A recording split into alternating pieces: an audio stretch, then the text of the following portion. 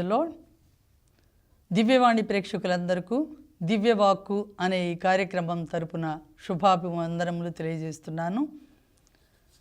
మనం మత్తయి సువార్త 5వ అధ్యాయం గురించి ధ్యానించుకుంటున్నాం. కొన్ని రోజులుగా ప్రభువు కొండ మీద ప్రసంగం మొదలుపెట్టి పాత నిబంధనలు ధర్మశాస్త్రాన్ని గురించి చెప్తూ ఉన్నారు. ధర్మశాస్త్రంలో ఏమి రాయబడి ఉన్నదో ఆ ధర్మశాస్త్రంలో ఉన్న ఆజ్ఞలను గురించి ప్రభువు చెప్పిన మాటలను ఈరోజు మనం మత్తయి సువార్త 5వ అధ్యాయం 27 నుండి 32 వరకు వచనాలు ధ్యానించుకుందాం. 27వ వచనం, వ్యభిచరింపరాదు అను శాసనమును మీరు విని ఉన్నారు కదా, కానీ నేనిప్పుడు నొక్కి వక్కాణించినదేమనా, కామేచ్ఛతో పరస్త్రీని పరికించు ప్రతి వ్యక్తి ఆమెతో మనస్సున వ్యభిచరించినట్లే. కామేచ్ఛతో పరస్త్రీని పరికించు ప్రతి వ్యక్తి ఆమెతో మనస్సున వ్యభిచరించినట్లే. కనుక నీ కుడి కన్ను నీకు పాపకారణమైనచో దానిని పెరికి పారవేయము. నీ దేహమంతయు నరకము పాలగుట కంటే నీ అవయములలో ఒక్కదానిని కోల్పోవుట నీకు మేలు. నీ కుడి చేయి నీకు పాపకారణమైనచో దానిని నరికి పారవేయవలెను. నీ దేహమంతయు నరకము పాలగుట కంటే నీ అవయవములలో ఒక్కదానిని కోల్పోవుట మేలు అని వాక్యం ద్వారా ప్రభువు మాట్లాడుతున్నారు. అయితే మరి వ్యభిచారం చెయ్యకూడదు అనేది నిర్గమకాండం 20వ అధ్యాయంలో మరి 14వ వచనంలో మనం చూస్తాం. 14వ వచనంలో చూస్తున్నాం. మోషేకి ఇచ్చిన ధర్మశాస్త్రంలో ప్రభువు ఇచ్చిన మరి ఆజ్ఞలలో వ్యభిచరింపరాదు అనే మాట మనం నిర్గమకాండం 20వ అధ్యాయం 14వ వచనం. ఈ వచనాన్ని ప్రభువు మరొకసారి ఉటంకిస్తూ, నేనిప్పుడు మీతో చెప్పున్నదేమన్నా, కామేచ్ఛతో పరస్త్రీని కానీ పరపురుషుని కానీ పరికించు ప్రతివాడు మనస్సులో వ్యభిచారం చేసినట్లే అంటున్నారు. కాబట్టి మరి మీరు కేవలం వ్యభిచారం అనే పాపం చేయడమే కాకుండా ఆ ఉద్దేశంతో, ఆ వ్యభిచార ఉద్దేశంతో, మోహ తలంపులతో, మోహపు ఆలోచనలతో గనక ఉండి ఉన్నట్లయితే తోటి వ్యక్తి గురించి చెడు ఆలోచనలు, అంతేకాదు కామేచ్ఛతో అంటే కామపు ఆలోచనలతో, కామపు ఇష్టాలతో పరస్త్రీని కానీ పరపురుషుని కానీ పరికించు ప్రతివాడు అంటే చూస్తే గనక అదే ఉద్దేశంతో చూసినప్పుడు మనస్సులో పాపం చేసినట్లే అంటున్నారు. మరి అందుకే కొరింథీయులకు రాసిన మొదటి లేఖ 3వ అధ్యాయం 16వ వచనంలో దేవుని వాక్యం ఇలా సెలవిస్తూ ఉంది, మీరు దేవుని ఆలయమనియు దేవుని ఆత్మకు నివాసమనియు మీకు తెలియదా? దేవుని ఆలయాన్ని ఎవరైనా ధ్వంసం చేస్తే నేను వానిని ధ్వంసం చేస్తాను అని చెప్పారు ప్రభు.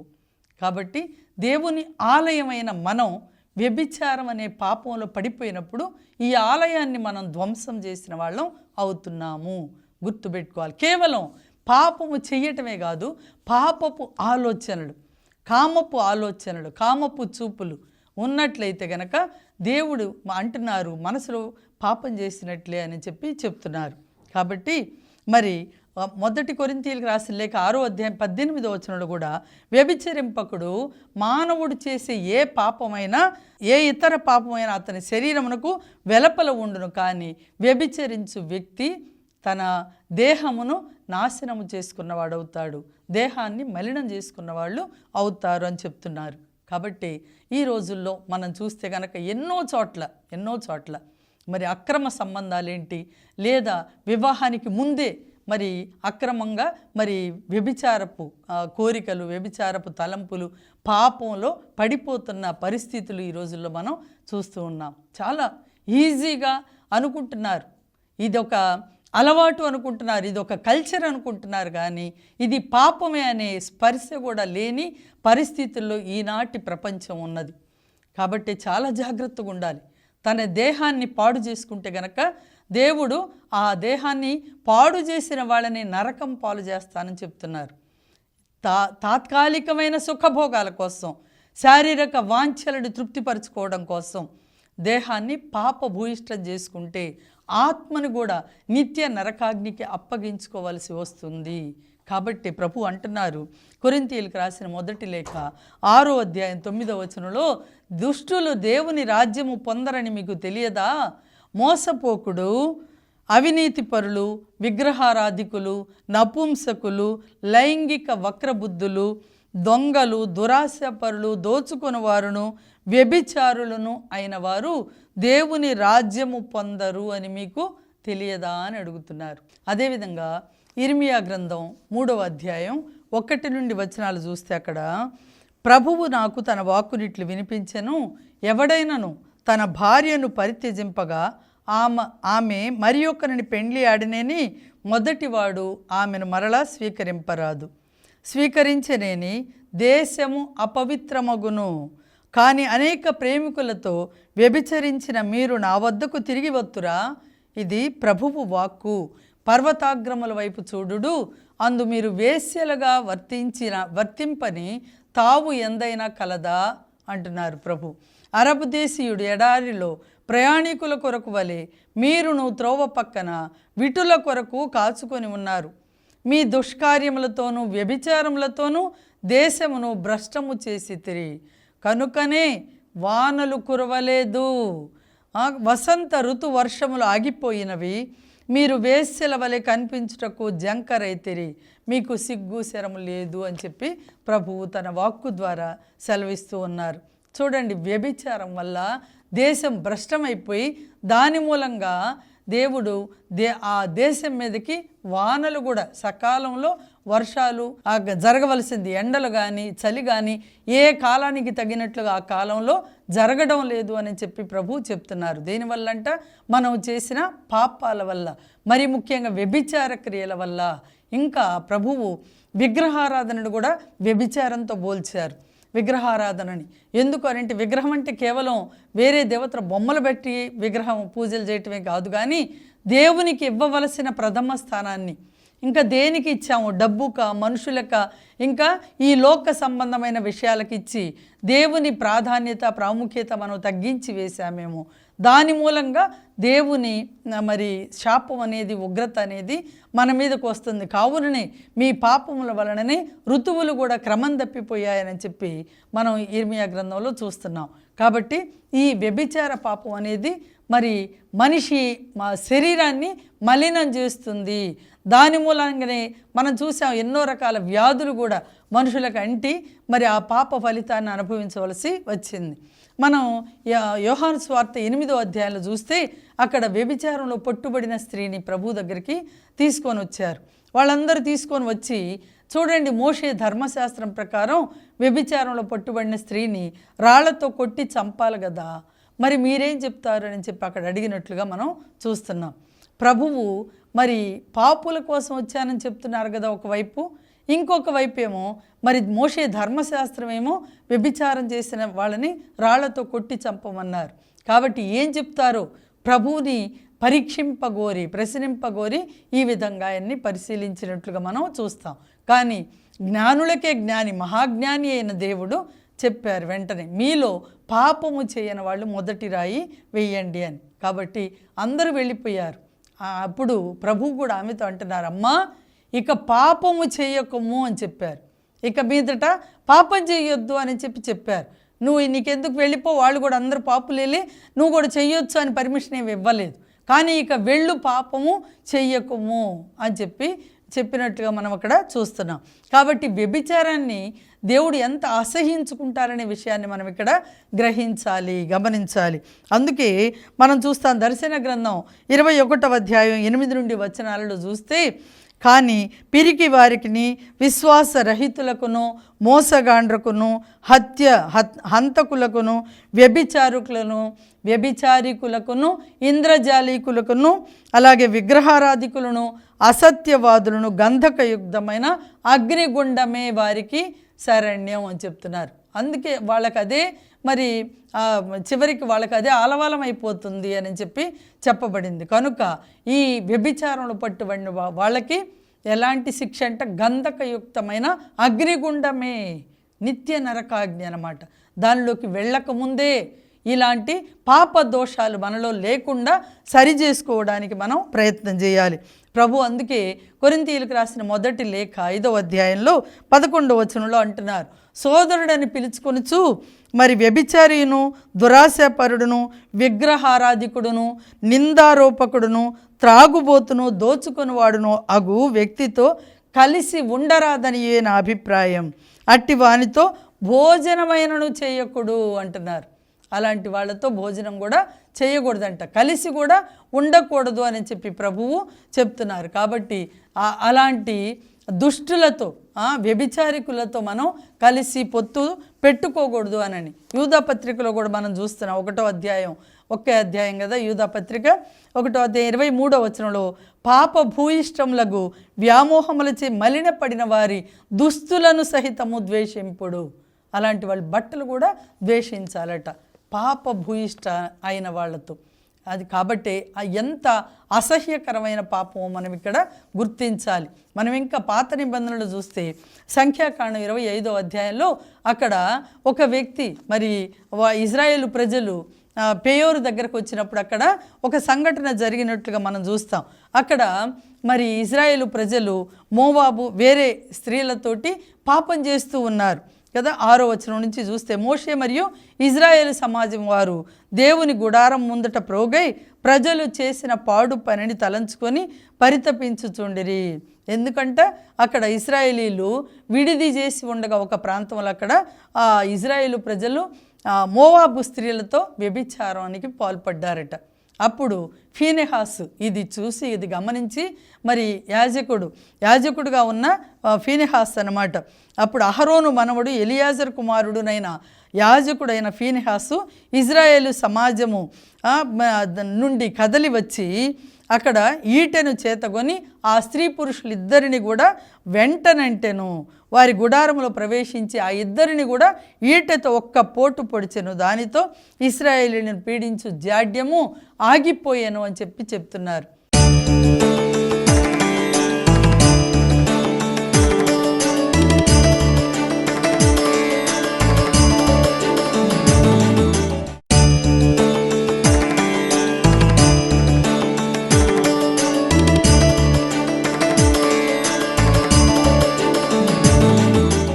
అంటే వ్యభిచారాన్ని ఎంత ఘోరమైన పాపంగా తలంచారో మరి ఇక్కడ మనం గమనిస్తాం. అందుకే ఈ ఫీనెహాసు గురించి సిరాపుత్రుడైన యేసు జ్ఞాన గ్రంథంలో 45వ అధ్యాయంలో 23 నుండి వచనాలను మనం చూస్తాం. ఎలియాజరు పుత్రుడైన ఫీనెహాసు కీర్తిని పొందిన వారిలో 3వ వాడు. అతడు ప్రభువు పట్ల మహాభక్తి గలవాడు. ప్రజలు దేవుని మీద తిరగబడినప్పుడు అతడు స్థిర చిత్తముతో ధైర్యముతో నిలబడి ఇశ్రాయేలీల పాపములకు ప్రాయశ్చిత్తము చేసెను. కనుక ప్రభువు ఫీనెహాసుతో నిబంధనము చేసుకొని అతన్ని గుడారమునకును ప్రజలకును అధికారిని చేసెను.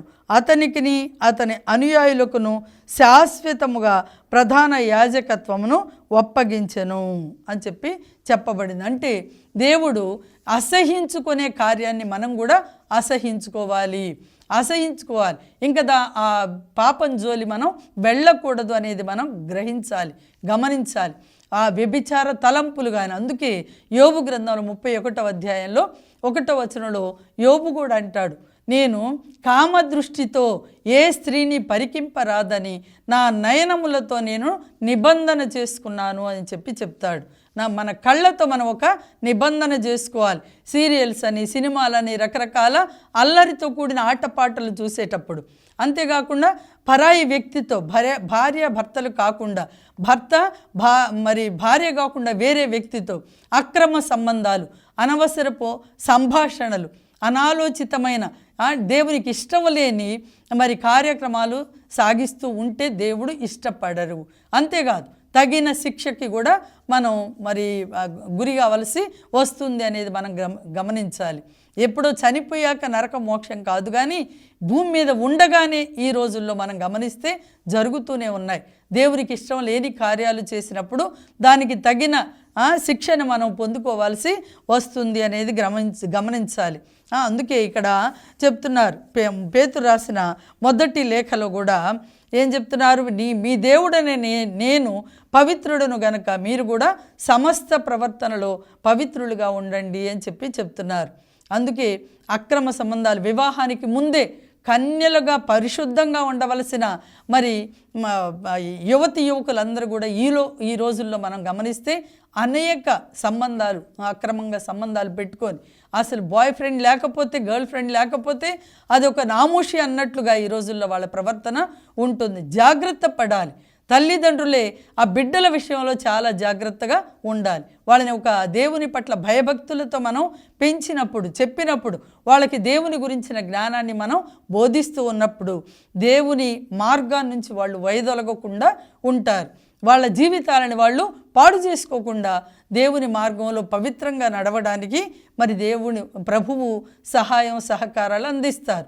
దేవుని మార్గాన్నించి దేవుడంటే భయము భక్తి లేకుండా దేవుని వాక్యం అంటే శ్రద్ధ లేకుండా మరి భయం లేకుండా ఉన్నప్పుడు వాళ్ళ జీవితాలు వేరుగా ఉంటున్నాయి. కాబట్టి బిడ్డలని నడిపించుకోవాల్సిన జ్ఞానం మరి తల్లిదండ్రులుగా మనదే బాధ్యత. కాబట్టి వాళ్ళని నడిపించుకోవాల్సిన అవసరం మనకి ఎంతైనా ఉన్నది అనేది గమనించాలి.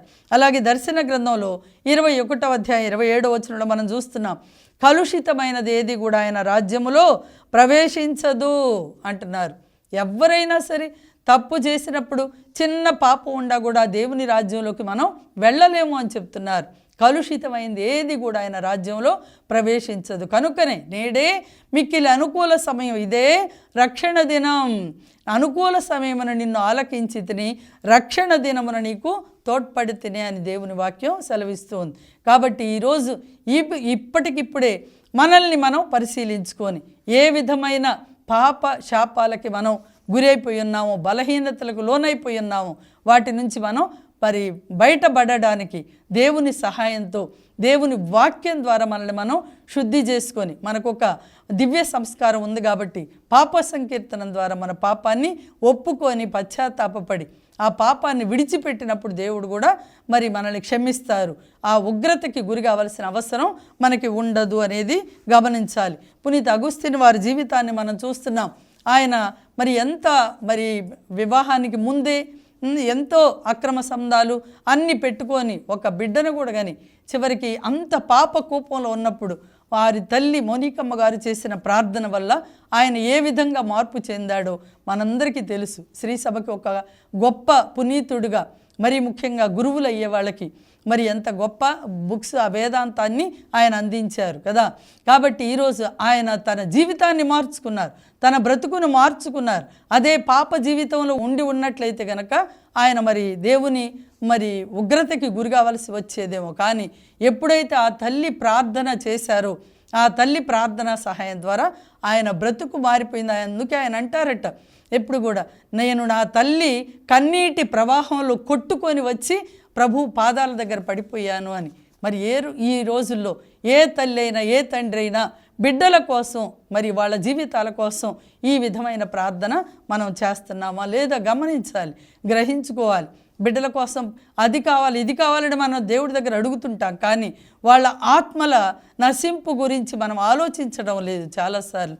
కాబట్టి ఆత్మలను రక్షించడానికి దేవుని మార్గంలో ఆ బిడ్డల్ని నడపడానికి, మరీ ముఖ్యంగా యువతి యువకులని ఆ మార్గంలో నడపడానికి మనం ప్రయత్నం చేయాలి. అంతేకాదు వివాహం అయిన తర్వాత కూడా వివాహేతర సంబంధాలు కలిగి ఉన్నవాళ్ళు జాగ్రత్త పడాలి, పరిశీలించుకోవాలి జీవితాలని. ఎవరికి తెలియదులే అనుకుంటారేమో, దేవుని నుండి మనం ఏది కూడా దాచలేము. కాబట్టి మత్తయి సువార్త 5వ అధ్యాయంలో 29వ వచనంలో కూడా చూస్తున్నాం, కుడి కన్ను నీకు పాప కారణమైతే దానిని పెరికి పారవేయి అని చెప్తున్నారు. ఏ అవయవం మన దేహంలో పాపానికి కారణభూతం అయిందో దానిని పెరికి పారవేయి అంటే ఇంకా మళ్ళీ ఆ తప్పు ఆ అవయవంతో చెయ్యకుండా అక్కడికి అది కట్ చేసుకో అని చెప్పి, అవయవాలు కట్ చేసినంత మాత్రాన పాపం పోదు. కానీ ప్రభువు ఉద్దేశం ఇక్కడ ఏంటి అంటే ఆ అవయంతో చేసిన పాపాన్ని ఇంకా అక్కడికి కట్ చేయి, ఇంకా తర్వాత కంటిన్యూ చెయ్యొద్దు అని ప్రభువు వ్యభిచారంలో పట్టుబడిన స్త్రీతో చెప్పింది అదే కదా, ఇక పాపము చేయకము అని చెప్పారు కదా. అలాగే మనం ఏ అవయవంతో తప్పు చేస్తున్నామో దాన్ని ఇంకా ఆపేసి ఇంకా అప్పటి నుంచి ఇంకా పాపం చెయ్యొద్దు అని. అలాగే 31వ వచనంలో మనం చూస్తే కనుక తన భార్యను విడవని ఎంచువాడు విడాకుల పత్రమును ఇవ్వవలెను అని మీరు విని ఉన్నారు కదా. నేను ఇప్పుడు మీతో చెప్పున్నదేమన్నా, వ్యభిచార కారణమున తప్ప ఎవడైనాను తన భార్యను విడనాడకూడదు అని చెప్పి ఇక్కడ చెప్తున్నారు. తన వ్యభిచార కారణమున తప్ప తన భార్యను విడనాడువాడు ఆ ప్రతి వ్యక్తి ఆమెను వ్యభిచారిణిని చేసిన వాడగును. అట్లు విడనాడబడిన స్త్రీని వివాహం ఆడితే గనక ఆమెతో కూడా వ్యభిచరించినట్లే. ఈ రోజుల్లో ఇది చాలా కామన్ అయిపోయింది. ఓ పెళ్ళైన తర్వాత కొన్ని నెలలకి కొన్ని రోజులకి ఏమైపోతుంది, విడాకులు విడాకులు విడాకులు విడాకులు అసలు ఇవ్వకూడదు అని అంటున్నారు. ప్రభువు మలాకీ గ్రంథంలో మనం చూస్తున్నాం కదా, విడాకుల్ని నేను అసహించుకుంటాను అని చెప్పి అంటున్నారు. విడాకులు అనేది అసహించుకుంటారట ప్రభు. మలాకీ గ్రంథం 2వ అధ్యాయం 17వ వచనంలో 16వ వచనంలో చూస్తాం. 16 ఇశ్రాయేలు దేవుడైన ప్రభు ఇట్లా అనుచున్నాడు, నేను విడాకులను అసహించుకుందును, మీరు మీ భార్యల పట్ల క్రూరముగా ప్రవర్తించుటను నేను సహింపజాలను, కనుక మీరు వారికి ద్రోహము చెయ్యరాదు. కొంచెం ఓపిక ఉండాలి, భార్య భర్తల మధ్యలో కొంచెం సహనం ఓపిక ఉండాలి. చాలామంది తల్లిదండ్రులు మనం గమనిస్తే కనుక మన తల్లిదండ్రుల వాళ్ళ జీవితాలు కనుక పరిశీలిస్తే భర్త ఎంత త్రాగుబోతైనా ఎంత వేరే దురలవాట్లకు గురైపోయినా కూడా తల్లి బిడ్డలను పెట్టుకొని కుటుంబాన్ని పోషించుకుంటూ కుటుంబాన్ని ముందుకు నడిపిస్తూ తను మాత్రం మంచి మార్గంలో ఉంటూ ఉన్న ఎంతోమంది తల్లులను మనం చూస్తున్నాం.